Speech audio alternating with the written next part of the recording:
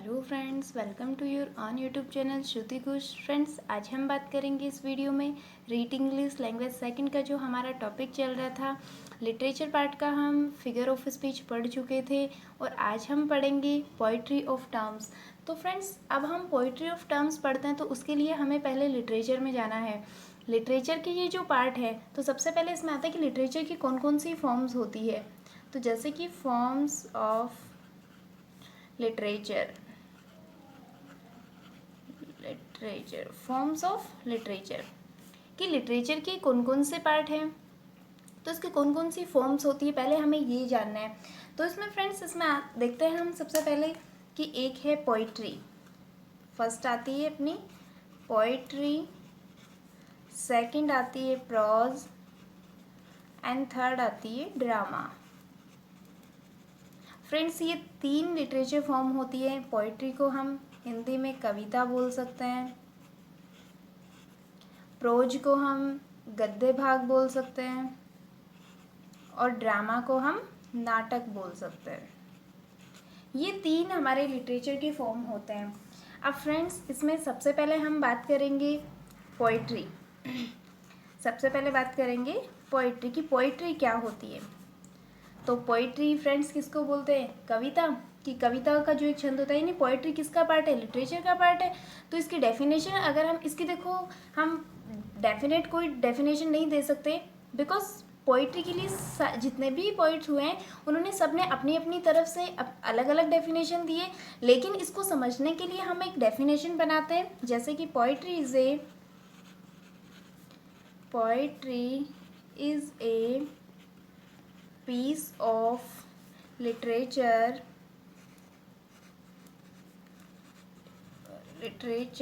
written in meter or verse। अब friends, ये definition हमने बनाई है इसमें कि poetry is a piece of literature. Poetry किसका हिस्सा है? लिटरेचर का हिस्सा है। रिटन जो कि लिखी जाती है मीटर और वर्स। अब देखो यहाँ पे एक वर्ड दे रखा है मीटर और वर्स, दोनों का सेम मीनिंग है, जिसका मीनिंग होता है छंद। फ्रेंड्स, मीटर का मीनिंग क्या होता है? छंद। और वर्स का मीनिंग भी क्या होता है? छंद होता है। तो जो हमारी पोइट्री होती है, हमारी जो कविता होती है, वो लिटरेचर का एक टुकड़ा है और इसको किस में लिखा जाता है? मीटर में लिखा जाता है। इट मीन्स छंद में लिखा जाता है। अब फ्रेंड्स, अब हम इसकी बात करें कि पोइट्री के भी टू पार्ट्स होते हैं। जो हमारी पोइट्री होती है, पोइट्री की टू पार्ट्स होते हैं। टू पार्ट्स कौन कौन से हैं? First and second. फर्स्ट में आता है आपका नैरेटिव पोइट्री,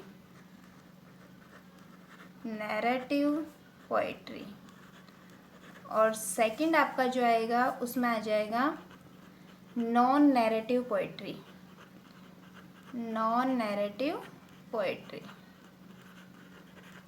अब फ्रेंड्स, इसको हम अगर क्लियर करें कि जो पोइट्री है, पहले हमने देखा कि जो पोइट्री है, पोइट्री किसको बोलते हैं? जिससे लिटरेचर का एक पार्ट है, और लिटरेचर का जो पार्ट है जिसको किस में लिखा जाता है? मीटर में लिखा जाता है। इट मीन्स छंद में लिखा जाता है। सेकंड हमने बात करी कि फिर उसके बाद में पोइट्री के भी अलग अलग पार्ट होते हैं। अब पोइट्री के जो अलग अलग पार्ट होते हैं वो कौन कौन से? एक तो होता है नैरेटिव पोइट्री और दूसरा होता है अपना नॉन नैरेटिव पोइट्री। अब देखो, इनके नाम से ही ये क्लियर, इनकी जो डेफिनेशन बनती है नैरेटिव पोइट्री होती है। इसमें क्या होता है? इसमें वो सारी पोइम्स आती है जिसमें कोई स्टोरी बताई जाती है। नैरेटिव का मीनिंग क्या होता है? वैसे अगर हम देखें तो नैरेटिव का मीनिंग होता है वर्णन करना। वर्णन तो किसका किया जाता है? जैसे कि कोई स्टोरी होती है उसी का वर्णन कर सकते हैं। तो जो नैरेटिव पोइट्री होती है, नैरेटिव पोइट्री में तो क्या आता है कि वो सारी पोइम्स आती है जिसमें कोई स्टोरी बताई जाती है। जबकि जो नॉन नैरेटिव पोइट्री होती है, नॉन नैरेटिव पोइट्री में कौन सी आती है? जिसमें कोई स्टोरी नहीं होती, केवल जो पोइट के थॉट्स होते हैं, यानी पोइट अपने ओपिनियंस को अगर डिफाइन करता है तो वो किस में आती है? नॉन नैरेटिव पोइट्री में। फ्रेंड्स, मैं इसको आपको एक बार इनकी डेफिनेशन के अकॉर्डिंग बता दूँ। फर्स्ट अपनी नैरेटिव पोइट्री।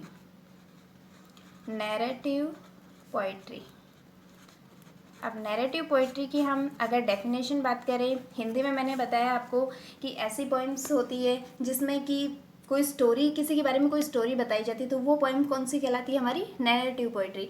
तो इसमें देखते हैं हम poems that tell a story. A story. यानी जो पोइम्स हमें क्या बताती है, स्टोरी के बारे में बताती है, वो कौन सी पोइट्री होती है, नैरेटिव पोइट्री। अगर हम इसके एग्जाम्पल्स की बात करें कि इसके एग्जाम्पल में कौन कौन सी आती है, तो एग्जाम्पल्स में फ्रेंड्स हम देखते हैं कि जैसे कि एपिक आती है, एपिक है, बैलड है। फ्रेंड्स अब एपिक बैलड ये हमारे सिलेबस में नहीं है, बट इसका एग्जाम्पल जब हम इसके बारे में पढ़ रहे हैं तो हमें इसके बारे में नॉलेज होना कंपलसरी है। एपिक का मीनिंग होता है महाकाव्य, एपिक का मीनिंग होता है महाकाव्य, और बैलड का मीनिंग होता है गाथा गीत। मतलब गीत है लेकिन वो कैसा है, गाथा, यानी किसी स्टोरी से रिलेटेड है। अब नेक्स्ट हम बात करें, सेकंड आता है हमारा non narrative poetry. Second part कौन सा हो गया, non narrative poetry. Non narrative poetry, non narrative poetry. अब देखिए नॉन नैरेटिव पोइट्री में मैंने आपको बताया, अभी इसकी हिंदी डेफिनेशन बताई कि वो इसमें वो सारी पोइम्स आती है जिन पोइम्स में क्या नहीं होती, कोई स्टोरी नहीं होती है, केवल क्या होता है, पोइट्स की थॉट्स होते हैं। तो इसमें आएगा poems that contain thoughts of the poet. अब इसमें देखिए फ्रेंड्स कि जो नॉन नैरेटिव पोइट्री होती है, इसमें आता है कि पोइम्स दैट कंटेन, कि ये ऐसी जो पोइम होती है वो रखती है थॉट्स ऑफ द पोइट, किसके बारे में, जो कवि के विचार होते हैं। यानी जो नॉन नैरेटिव पोइट्री होती है, इसमें जो कवि होता है वो अपने जो भी विचार होते हैं, जो भी ओपिनियंस होते हैं, उनको क्या करता है, उनको एक्सप्लेन करता है। जबकि जो हमारी नैरेटिव पोइट्री होती है, नैरेटिव पोइट्री में क्या होता है कि उसमें जो ऐसी पोइम्स होती है वो किसके बारे में वर्णन करती है, एक स्टोरी यानी किसी कहानी के बारे में वर्णन करती है। तो जैसे कि अभी हमने देखा, इसके एग्जाम्पल्स हमें पता चल रहा है, एपिक होता है, एपिक यानी महाकाव्य, तो महाकाव्य में क्या होता है, कोई स्टोरी होती है। बैलड होता है, बैलड का मीनिंग होता है गाथा गीत, यानी कोई कहानी है उसके बाद उसको लेके कोई गीत बनाया गया है। वैसे ही अपनी नॉन नैरेटिव पोइट्री है, तो जो नॉन नैरेटिव पोइट्री है उसमें क्या है, poems that contains thoughts of the poet. अब जो नॉन नैरेटिव पोइट्री में जो पोइम्स होती है वो क्या करती है, केवल जो कवि होता है, कवि के जो ओपिनियंस होते हैं, उन ओपिनियंस को क्या करती है, डिफाइन करती है। तो फ्रेंड्स यहाँ तक आपको इसके जो एग्जाम्पल है वो मैं बताती हूँ। नॉन नैरेटिव पोइट्री में इसके एग्जाम्पल अगर हम ले, एग्जाम्पल्स की बात करें तो एग्जाम्पल्स में आएंगे, एग्जाम्पल्स नॉन नैरेटिव पोइट्री के, उसमें है आपके लिरिक, सोनेट, ऑड, एलेजी।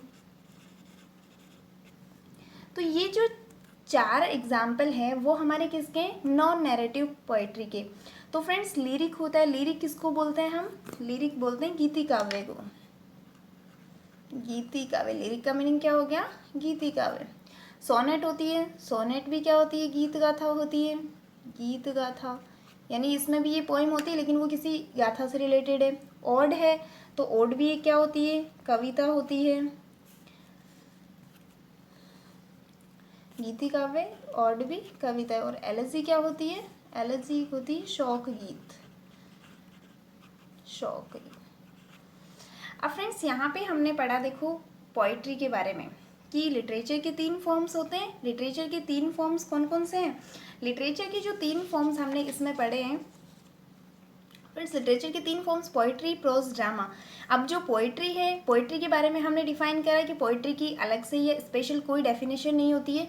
जितने भी लिटरेचर में जितने भी पोइट्स हुए हैं सब ने अपनी अलग अलग डेफिनेशन दी है। तो वैसे ही हमने इसको केवल क्लियर करने के लिए इसकी एक डेफिनेशन बनाई है कि poetry is a piece of literature, कि जो पोइट्री है वो साहित्य का एक टुकड़ा है, रिटन इन मीटर, जिसको कि किस में लिखा जाता है, मीटर में लिखा जाता है। अब फ्रेंड्स मीटर का मीनिंग होता है छंद, और वर्स का मीनिंग भी क्या होता है, छंद होता है। अब मीटर तो हमारे जो लिटरेचर पार्ट है उसमें बहुत सारे दे रखे हैं, जैसे कि 6 मीटर का इसमें डिस्क्रिप्शन दे रखा है, यानी 6 जो मीटर होते हैं उनको डिस्क्राइब करा गया है, जैसे कि डायामीटर है, मोनोमीटर है, हेक्सामीटर है, पेंटामीटर है, ट्रायामीटर है। तो मतलब ये 6 मीटर हैं, उनका वर्णन इसमें करा गया है। अब हमने देखा कि पोइट्री के 2 पार्ट्स होते हैं, यानी मेजर रूप से अगर हम देखें तो पोइट्री के 2 पार्ट्स होते हैं। 2 पार्ट्स कौन कौन से, एक तो नैरेटिव पोइट्री होती है और एक दूसरा नॉन नैरेटिव पोइट्री होती है।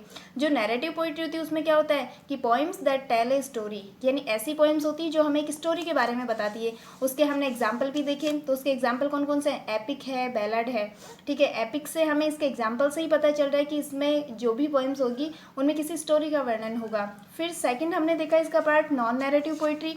तो जो नॉन नैरेटिव पोइट्री उसमें क्या बता रहा है कि poems that contain thought of the poet, कि ऐसी पोएम्स जिसमें जो पोइट होता है वो अपने जो थॉट्स होते हैं उनको क्या करता है, एक्सप्लेन करता है। तो इसके एग्जाम्पल भी हमने देखे। तो इसके एग्जाम्पल में दे रखा है लिरिक है, सोनेट है, ओड है और एलेजी है। लिरिक मैंने बताया आपको गीति काव्य है, सोनेट भी गीत गाता है, ओड भी कोई कविता होती है, एलेजी भी क्या होती है, सौगीत। अब हमारा जो सिलेबस है रीड का, रीड के सिलेबस में हमारे यहाँ पे 2 का वर्णन किया गया है या 2 को डिस्क्राइब करा गया है। एक तो है सोनेट और एक है एलेजी। अब इन 2 के बारे में हम डिटेल बात करेंगे। अब फ्रेंड्स उससे पहले मैं आपको एक के जो लिटरेचर में एक वर्ड चलता है iambic pentameter, iambic pentameter, iambic pentameter ये क्या होता है, क्योंकि फ्रेंड्स ये वर्ड हमारे जब भी हम सोनेट पढ़ेंगे तो सोनेट में बहुत अधिक काम में आने वाला है, क्योंकि जो सोनेट होती है वो मोस्टली आयम्बिक पेंटामीटर में पढ़ी जाती है या इसी में लिखी जाती है। अब फ्रेंड्स हम देखें कि आयम्बिक जो पेंटामीटर होता है, आयम्बिक पेंटामीटर को पढ़ने से पहले हमें किसके बारे में जानना होगा, स्लेबल के बारे में, स्लेबल के बारे में जानना होगा। स्लेबल क्या होता है। अब फ्रेंड्स ये जो स्लेबल होता है, स्लेबल को हम अगर बोलना चाहें तो इसको बोल सकते हैं a part of a word, a part of word, जिसको हम हिंदी बोल सकते हैं शब्दांश, जिसको हम क्या बोल सकते हैं, शब्दांश। फ्रेंड्स आयम्बिक पेंटामीटर ये जो मीटर का ही पार्ट है, पेंटामीटर।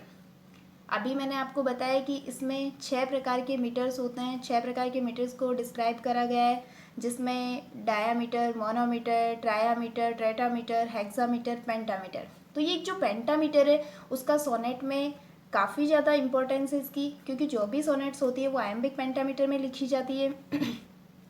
अब देखते हैं स्लेबल, क्योंकि इसको पढ़ने से पहले हमें क्या पढ़ना है, स्लेबल। स्लेबल क्या होता है, ए पार्ट ऑफ वर्ड, यानी एक शब्द होता है और शब्द का भी क्या होता है, उसमें अंश होता है, यानी एक शब्दांश होता है, शब्द का एक अंश। अब इसको हम क्या बोल सकते हैं, जो शब्दांश होता है उसको हमें कैसे पता चले कि इसमें ये आयम्बिक पेंटामीटर है। इसको समझने के लिए हम देखते हैं इसकी कुछ डेफिनेशन अपनी तरफ से बनाते हैं, जिसमें कि हम ले one line has one line of iambic pentameter,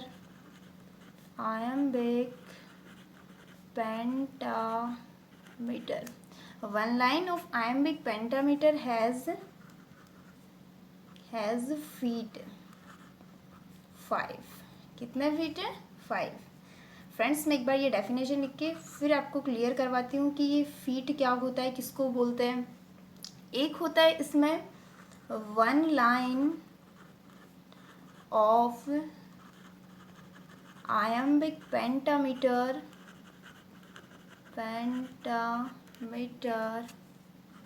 has 10 syllable।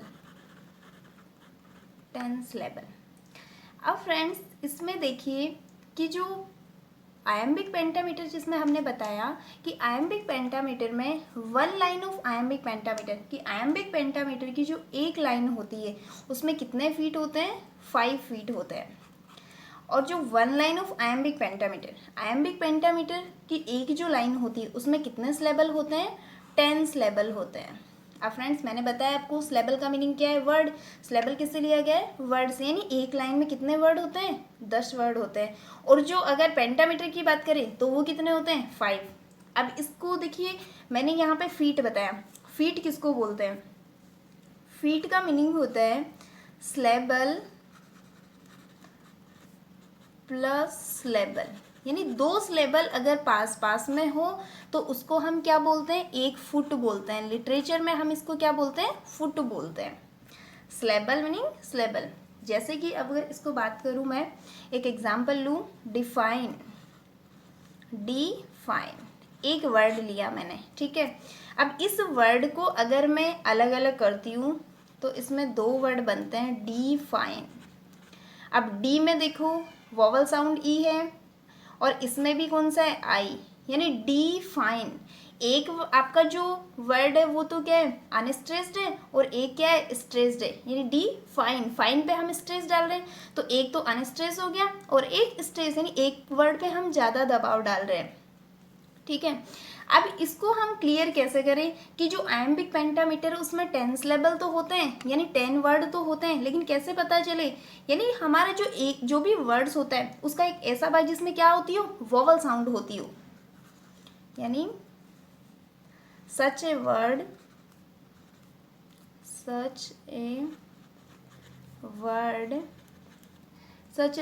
has a vowel sound, यानी एक ऐसा शब्द जिसमें क्या होती है, वोवल साउंड होती है, तो उसे हम क्या कहते हैं, सिलेबल।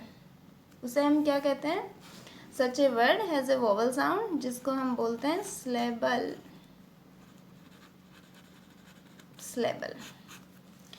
अब क्लियर हो गया कि सिलेबल किसको बोलते हैं, जिसमें एक वोवल साउंड हो। अब एग्जाम्पल के लिए मैं आपको बताऊं, एग्जाम्पल अगर इसका लूँ मैं तो वो आता है, जैसे कि मैंने लिया pencil.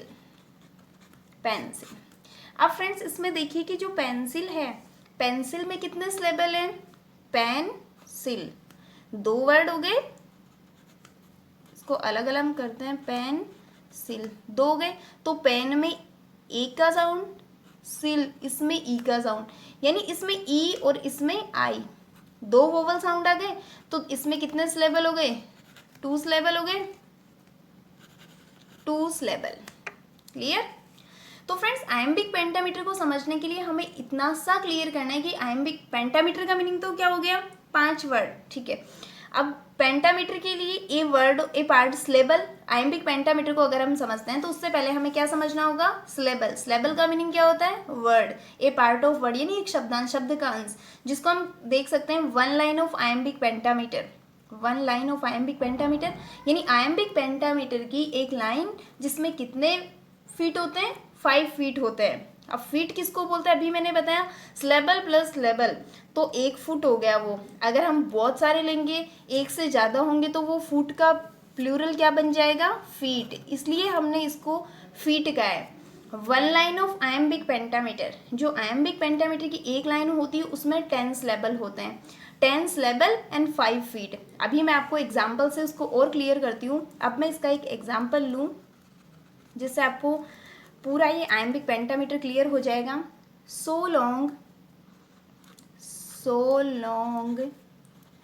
As man can breathe और eyes can C.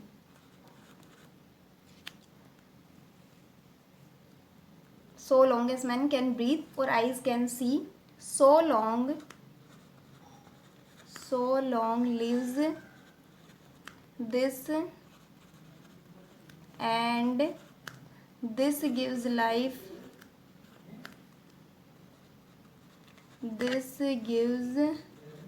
life to thee, अब फ्रेंड्स इस एग्जाम्पल से आपको पूरा आयम्बिक पेंटामीटर क्लियर हो जाएगा। इसमें देखिए, so long as man can breathe और आइज कैन सी, ये पूरी एक लाइन है, ये शेक्सपियर के द्वारा लिखी हुई है, शेक्सपियर के द्वारा ये पोइम की लाइन है। अब इसमें फ्रेंड्स देखिए, so long as man can breathe और आइज कैन सी, यानी 2 सिलेबल साथ में चल रहे हैं, 2 सिलेबल साथ में चल रहे हैं। सो लॉन्ग, एक तो कौन सा हो गया आपका, सो लॉन्ग, दूसरा कौन सा हो गया, एज मैन, तीसरा कौन सा हो गया, कैन ब्रीथ, चौथा कौन सा हो गया, और आइज, और 5वां कौन सा हो गया, कैन सी। अब मैंने आपको बताया था कि 1 line of iambic pentameter has feet, यानी कितने फीट रखती है वो, 5 फीट, 1 2 3 4 5। अगर मैं फुट की बात करूँ, फुट किसको बोलते हैं, 2 सिलेबल।